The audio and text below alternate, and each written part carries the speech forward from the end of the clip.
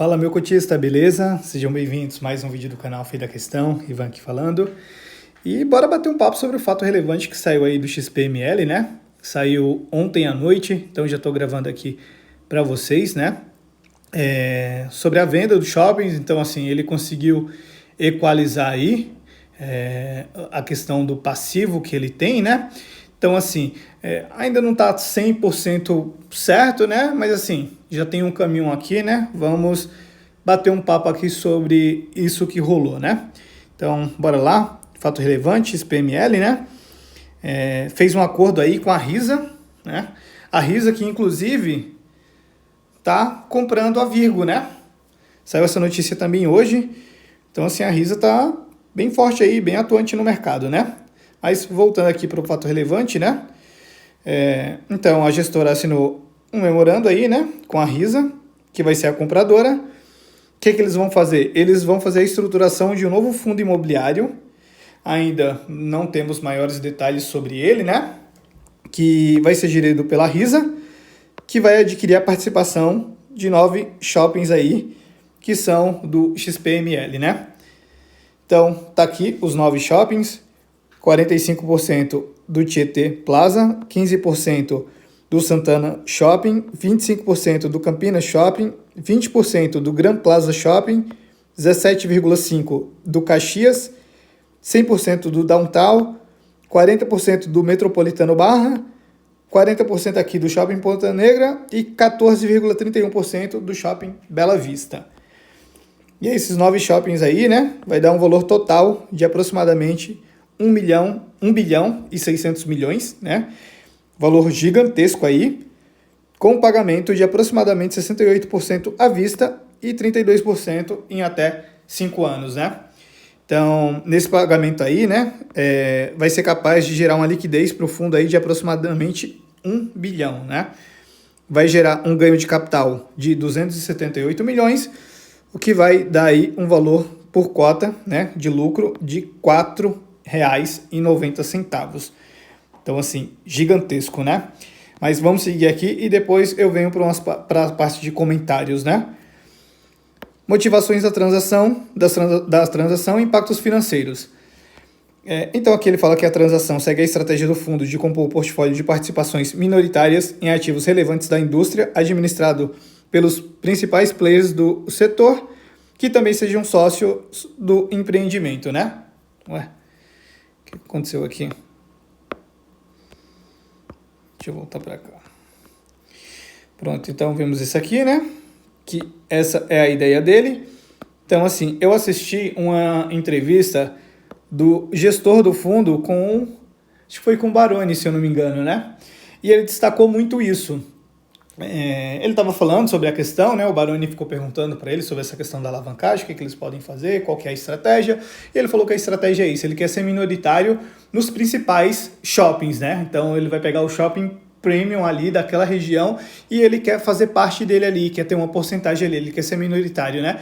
Então assim, no meu ponto de vista aqui, ele meio que está mudando a estratégia, né? Porque assim, não era claramente essa estratégia aí, de um tempo para cá talvez tenha mudado um pouco. Então assim, ele quer seguir mais ou menos uma estratégia que o VISC faz, de ser sócio minoritário, né? Só que a diferença é que ele quer estar nos melhores shoppings das regiões ali que ele vai estar, né? E não vai pegar qualquer um shopping, né?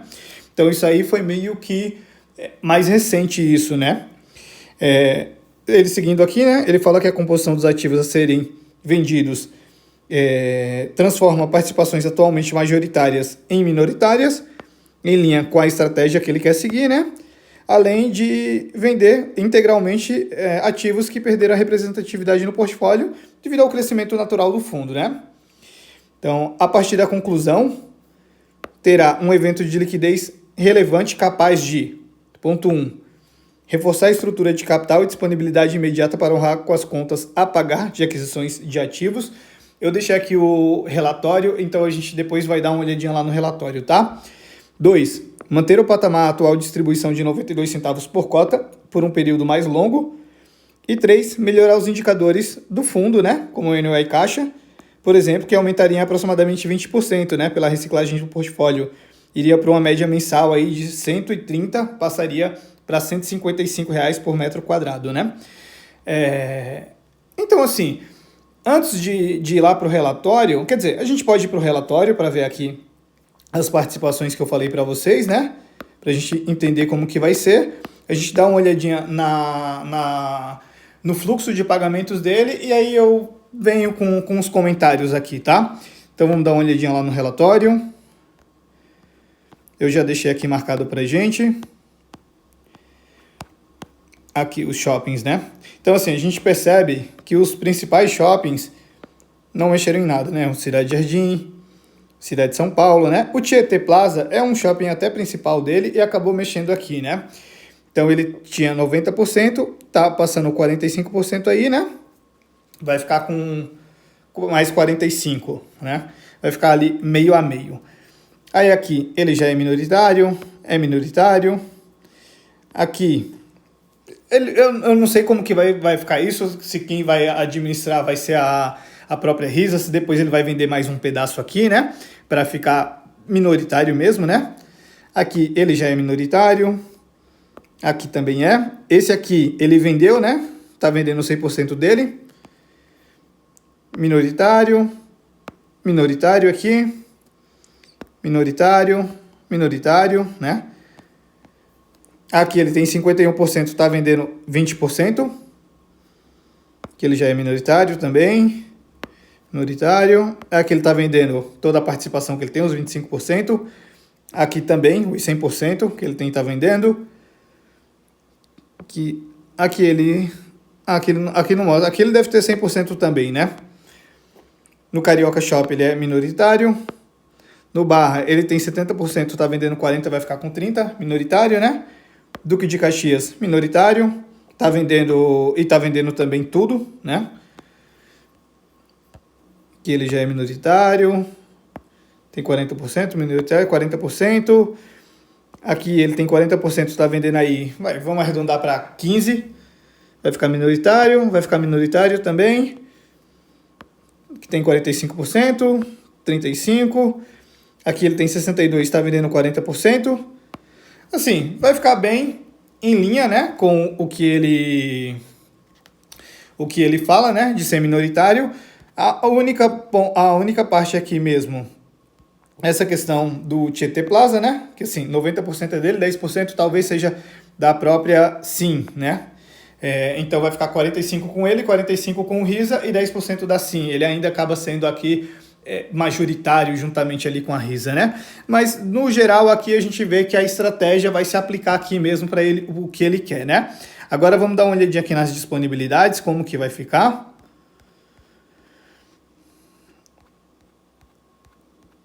Cadê? Aqui. Então, ele estava colocando que para final de 2027 tem uma necessidade de caixa aí de 645 milhões, né? Só que assim, não é bem isso, porque as parcelas aqui precisam ser corrigidas, né? Então, assim, ele vai pegar 1 bilhão aí logo de cara, né?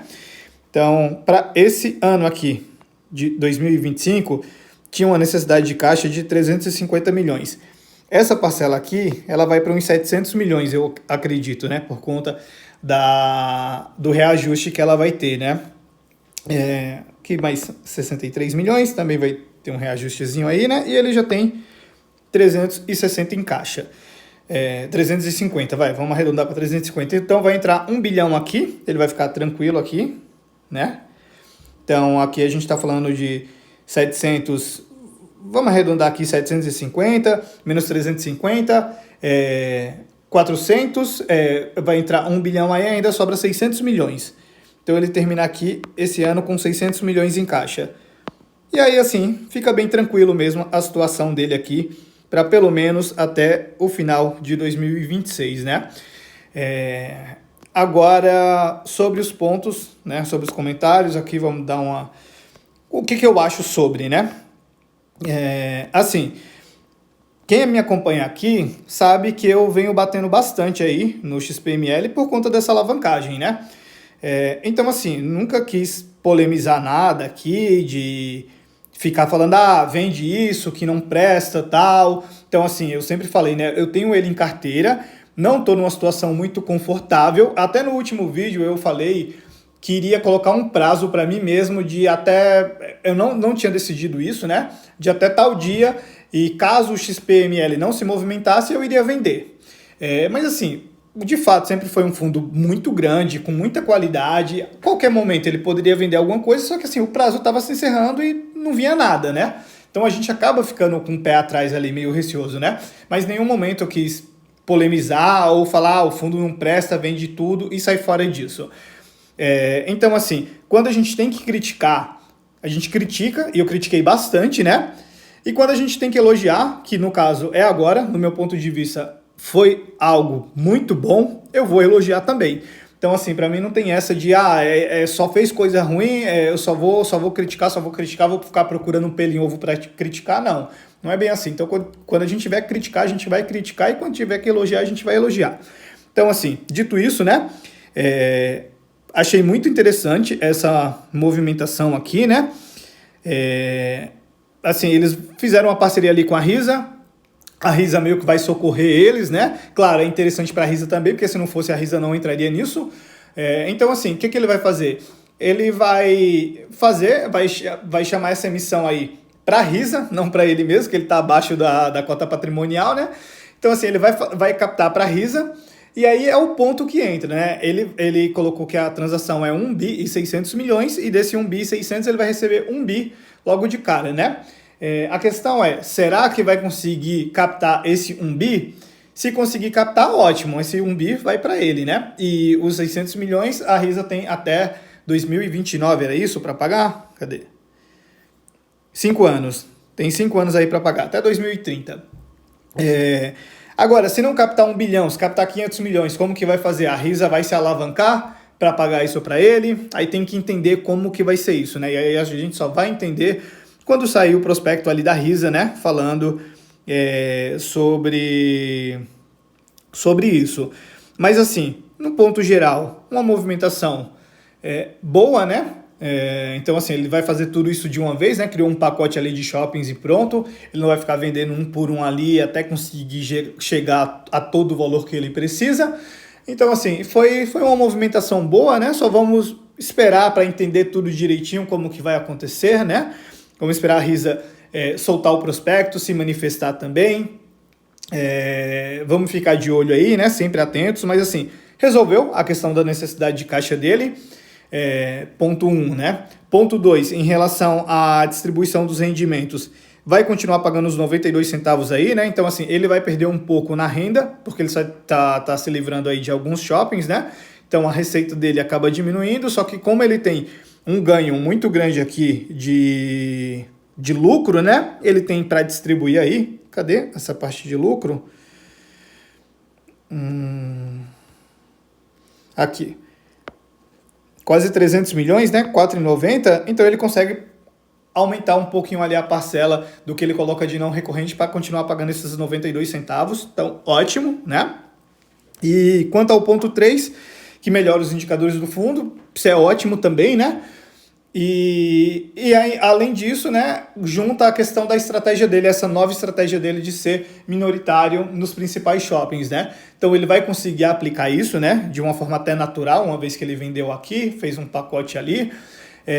Então, assim, muito bacana, gostei da movimentação, né? Não vou criticar aqui. A questão da crítica, todo mundo já sabe, né? É mais por conta de, saiu comprando, mesmo sem dinheiro, mesmo que seja o melhor portfólio do mundo, é meio complicado, a alavancagem é muito complicado, né? E a XP já tem o histórico com o XPPR. É algo diferente, que a gente não pode comparar shopping com laje. Além de tudo, também o momento foi diferente, né? Mas assim, existe esse histórico e é normal, é natural para qualquer pessoa puxar isso, assemelhar a isso, né? Então, assim, sempre liga o ponto de alerta, né? Mas em nenhum momento foi um ponto de, isso aqui não presta, vende isso e sai fora. Não. Mas sempre traz ali um ponto de alerta. Então, que bom que foi resolvido, né? Que bom para quem é cotista. Resolveu aí de uma forma bacana. É só esperar para ver como que vai ser essa captação, como que vai ser tudo, né? Mas, no geral, é isso, pessoal. Só queria trazer essa visão aqui para vocês também, né? Como eu disse, vocês estão acostumados a ouvir eu batendo aí na XP, porque assim, precisava ser feito cobranças, precisa bater ali e dava motivos para bater. E agora que eles estão dando motivos para você elogiar, a gente está aqui elogiando também. Então não tem essa de, só vamos falar mal e quando fizer uma coisa boa a gente vai procurar alguma coisa ruim para falar mal. Não, pelo contrário. A gente, se tiver que falar mal, a gente vai falar mal, sem papas na língua, e se tiver que falar bem, vamos falar bem também. Tem que dar os parabéns, não é só criticar e pronto, né? Então, no meu ponto de vista, foi uma negociação boa, foi algo bom, vai resolver essa questão dele aí, e é só esperar para ver tudo o que vai acontecer aí, né? Os próximos passos, tem um prazo de 90 dias aí, e vamos ver como que vai ser isso, né? No mais é isso, pessoal. Então, peço que se for qualquer dúvida, pode deixar aqui nos comentários, tá? Se gostou, deixa o like. Se gostou mais ainda, se inscreve no canal, ativa o sininho para não perder nada. Compartilha com os amigos e segue lá no Instagram também, @FidaQuestão. E é isso, galera. Valeu, abraço!